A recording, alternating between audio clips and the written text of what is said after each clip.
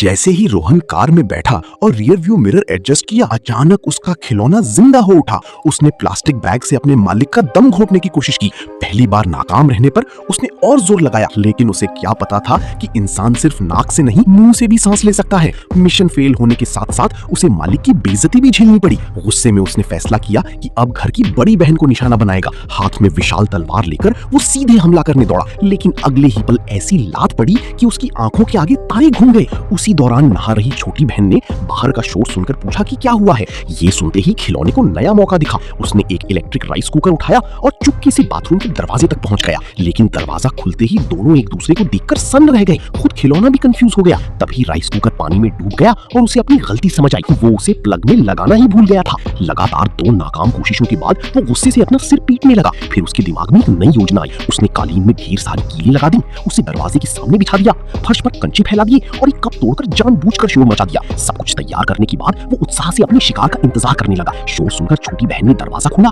लेकिन एक ही झटके में सारी कंचे हट गई और उसकी पूरी योजना फिर से बेकार हो गई। अब उसके पास आखिरी हथियार बचा था। जब पूरा परिवार टीवी देख रहा था तो वो चुपके से मालिक के पीछे क्रॉसबो रखाया। उसे पूरा भरोसा था कि इस बार निशाना नहीं चुकेगा। फिर वो कोने में जाकर ट्रिगर खींचने लगा। अचानक एक चीख सुनाई दी। खिलौना खुशी से उछल पड़ा और तुरंत नतीजा देखने दौड़ा।